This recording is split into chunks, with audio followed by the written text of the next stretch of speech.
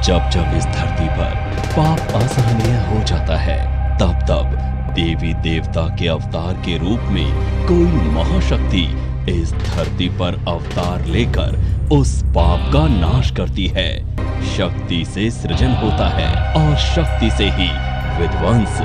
शक्ति के बल पर ही हम संसार में विद्यमान हैं। शक्ति ही ब्रह्मांड की ऊर्जा है। सनातन धर्म एवं संस्कृति के संवाहक, वेदों, पुराणों, शास्त्रों एवं उपनिषदों के ज्ञाता, गीता, गंगा एवं गायत्री के संरक्षक, मां महादुर्गा के परम साधक, परम ज्ञानी, महान चिंतक, दार्शनिक एवं वैज्ञानिक, सुप्रसिद्ध ज्योतिषाचार्य, हस्तरेखा, अंक शास्त्र एवं वास्तु विशेषज्ञ आचार्य स्वामी सुशील जी वर्षों वर्ष के गहन अध्ययनों एवं शोधों के उपरांत आपके लिए लेकर आए हैं। जय मां कामाख्या। आपका बहुत बहुत स्वागत है कामाख्या धाम में। ओम कामाख्याय वरदे देवी नील पर्वत वासिने त्वं देवी जगत माता योनि मुद्रे नमस्तुते। महामाया के इस महामंत्र के साथ आइए वीडियो का प्रारंभ करते हैं और जानते हैं कि कुंभ राशि में इस माह क्या होने जा रहा है। जनवरी माह सन 2023 में क्या शुभ है और क्या अशुभ है। वह कौन सी तारीख है जिन तारीखों को हमको कार्य नहीं करना चाहिए और जो अशुभ ग्रह हैं उनका क्या उपाय करके हम इस माह को मंगलमय और चमत्कारिक बना सकते हैं। तो आइए सर्वप्रथम जानते हैं कि मुख्य त्योहार इस माह के कौन से हैं। 1 तारीख को पुत्रदा एकादशी है, 6 तारीख को पौष माह की पूर्णिमा है, 13 तारीख को लोहड़ी है, 14 तारीख को मकर संक्रांति है और 21 तारीख को मौनी अमावस्या है। 22 तारीख को गुप्त नवरात्र प्रारंभ होने जा रहे हैं जो कि 30 तारीख तक रहेंगे और 26 तारीख को बसंत पंचमी है। बसंत पंचमी में यह कहा जाता है कि इस धरा पर वाणी का अर्थात संगीत का प्रादुर्भाव उस समय हुआ था। और गुप्त नवरात्र क्या है, गुप्त नवरात्र में हम क्या कर सकते हैं, जानेंगे अगले वीडियो में विशेष रीति से कि क्या गुप्त प्रयोग, गुप्त उपाय, गुप्त मंत्र के द्वारा हम अपने जीवन को कैसे सार्थक बना सकते हैं। और इसी विशेष एक सूचना के साथ आइए प्रारंभ करते हैं और जानते हैं कि विशेष सूचना क्या है। अगर आप महाचंडी पाठ कराना चाहते हैं जिसके 13 अध्याय हैं और 13 अध्याय में प्रत्येक अध्याय का जो फल है वो अलग अलग है। अगर हम व्यापार से परेशान हैं तो अलग अध्याय का हमको जाप करना चाहिए। अगर हम नौकरी से परेशान हैं, संतान से परेशान है तो अलग अध्याय का। तो इसी प्रकार से सभी परेशानियों का, चाहे शत्रु से परेशान है तो अलग अध्याय का और किसी अदृश्य बाधा से अगर हम ग्रसित हैं तो किसी अलग अध्याय का हमको पाठ करना चाहिए। और किस अध्याय का पाठ करना चाहिए ये मैंने पहले वीडियो में दिया हुआ है कि आप चंडी पाठ के किस अध्याय से आपको क्या लाभ मिलता है।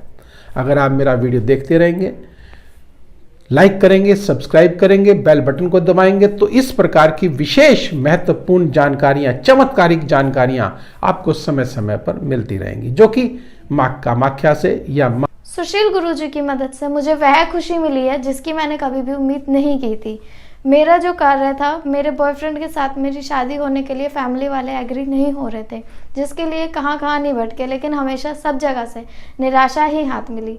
लेकिन सुशील गुरुजी से जब कांटेक्ट में आए तो उनके द्वारा दिया गया मार्गदर्शन से मेरे और हमारे बॉयफ्रेंड की फैमिली वाले सभी एग्री हुए। इसके लिए सुशील गुरुजी को दिल से धन्यवाद। हाँ, दुर्गा से संबंधित है। तो आइए आगे बढ़ते हैं और जानते हैं कि कुंभ राशि में ग्रहों की स्थिति क्या है और क्या शुभ है और क्या अशुभ है। अगर हम बात करते हैं शनि और शुक्र की, शनि देव कुंभ राशि के स्वामी हैं, शुक्र देव के साथ बैठे हुए हैं और ये 22 तारीख को कुंभ राशि में अर्थात लग्न में आ जाएंगे शुक्र देव। तब तक शनि देव के साथ द्वादश भाव में बैठे हैं।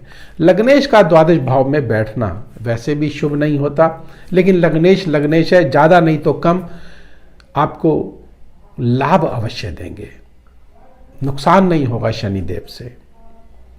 दूसरी बात आइए जानते हैं कि सूर्य और बुध देव, बुद्धाधिपत्य योग आपके एकादश भाव में बना हुआ है और 14 तारीख को यही सूर्य देव मकर राशि में द्वादश भाव में चले जाएंगे। तब मान सम्मान प्रतिष्ठा में हानि हो सकती है, क्योंकि आपके द्वादश भाव में चले गए। यूं तो मकर राशि में शुभ है, लेकिन आपकी द्वादश राशि बन जाती है, द्वादश भाव बन जाता है, तो इसीलिए यहां पर सूर्यदेव 14 तारीख के बाद अशुभ हो जाएंगे।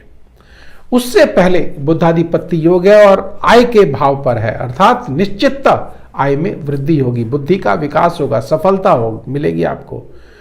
और सरकारी काम काजों में भी आप अवश्य सफल होते हुए दिखाई दे रहे हैं। अगर कोई प्रतियोगिता अगर दे रहे हैं तो उसमें भी निश्चित आपको सफलता अवश्य मिलती हुई दिखाई दे रही है।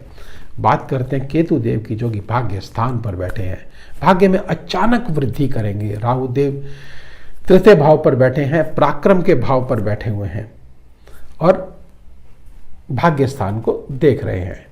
जब भाग्य स्थान को देख रहे हैं तो भाग्य में अचानक वृद्धि होगी। आप दूर की यात्राएं अर्थात विदेश गमन कर सकते हैं और रुके हुए कार्य आपके अवश्य बनेंगे। अगर विदेश जाना चाहते हैं, नहीं जा पा रहे हैं, तो इस माह आप जा सकते हैं। अब हम बात करते हैं मंगल देव की। मंगल देव जो कि तृतीयेश भी हैं और दशम भाव के स्वामी और चतुर्थ भाव पर बैठे हैं। मंगल कार्य भी अवश्य होंगे। कोई आप भूमि या मकान भी आप खरीद सकते हैं, जो कि मंगल होगा। कई बार क्या होता है, हम कोई खरीद लेते हैं तो वह जो शुभ नहीं होता, लेकिन यहाँ पर आप इस माह अगर खरीदेंगे, विशेषतः कुंभ राशि वाले जातक, तो निश्चित शुभता अवश्य होगी। बात करते हैं अगर हम बृहस्पति देव की, जो कि द्वितीय भाव पर अपनी ही राशि में बैठे हुए हैं, तो धन, परिवार, कुटुंब में मधुरता, धन धान्य से भरपूर, नई नई योजनाएं, शत्रु परास्त होंगे, मान सम्मान बढ़ेगा, ऊंचाइयां आपकी बढ़ेंगी और शत्रु भी शांत, रोग भी निश्चितता न्यून अवश्य होगा। अगर आप किसी रोग के, दीर्घगामी रोग के शिकार हुए हैं तो इस समय रोग न्यून अवश्य होगा। लेकिन ध्यान रखिएगा, स्वास्थ्य की दृष्टि से आपको नर्वस सिस्टम संबंधी आपको विकार हो सकते हैं। उसके लिए क्या करें जानेंगे उस महा उपाय को। पहले उन तिथियों को जान लेते हैं जिन तिथियों को हमको कार्य नहीं करना चाहिए। वह तिथियां कौन सी हैं? 3 तारीख, 4 तारीख, 8, 9, 13 तारीख और 21 और 22 तारीख। भूल कर भी तिथियों को कार्य ना करें। और विशेष शुभ तिथि कौन सी है ये भी आइए जानते हैं। 19 और 20 तारीख विशेष रहेगी। 25 और 26 यह भी विशेष है। 5, 6 यह भी सफलदायक है, जो कि आपको अचानक आपको निश्चित उन ऊंचाइयों पे आपको लेके जाएगी कि आज जिन ऊंचाइयों का आप सोच भी नहीं पाएंगे, अर्थात भाग्य में वृद्धि होगी। तो आइए उस अब महा उपाय को जान लेते हैं, जिसके करने से निश्चित इस माह को आप मंगलमय और चमत्कारिक बना सकते हैं। जो अशुभ ग्रह हैं उनको शांत किया जा सकता है। वह क्या है? देखिए, आप काम्या सिंदूर, जब कामाख्या की बात आती है तो सभी प्रयोग काम्या सिंदूर के साथ किए जाते हैं। सिंदूर एक ही है, लेकिन प्रयोग उसके अनेक हैं। गुप्त तरीके से हैं, गुप्त मंत्रों द्वारा होते हैं, लेकिन यहाँ पे आपको साधारण प्रयोग में दे रहा हूँ, जो कि सब व्यक्ति उसको कर सकते हैं। काम्या सिंदूर को केसर में थोड़ा सा आप मिला लीजिएगा और माथे पर तिलक लगाना शुरू कर दीजिएगा। प्रतिदिन लगाइएगा। देखिए, यह माह आपके लिए चमत्कारिक बन जाएगा और जो रुके हुए कार्य वह बन जाएंगे। जो अशुभता है वह निश्चित शांत हो जाएगी। और मंत्र आपको जो मैंने प्रारंभ में ही दिया है माँ कामाख्या का, उसका अगर जाप कर लेंगे एक माला, तो कहने ही क्या, निश्चित सब बाधाओं से आप मुक्त हो जाएंगे। और आइए अब आपसे एक छोटा सा निवेदन करते हैं कि लाइक करें, सब्सक्राइब करें और बेल बटन को अवश्य दबाएं, जिससे अगला वीडियो आपके पास सबसे पहले पहुंचे और आप लाभान्वित हो सके और जान पाएं कि गुप्त नवरात्र में हमको क्या प्रयोग करके हम अपने जीवन को सार्थक बना सकते हैं और समस्याओं से निजात पा सकते हैं। तो अब मुझे दीजिए आज्ञा। समय की सुई इशारा कर रही है कि मुझे अपनी वाणी को यहीं विराम देना होगा।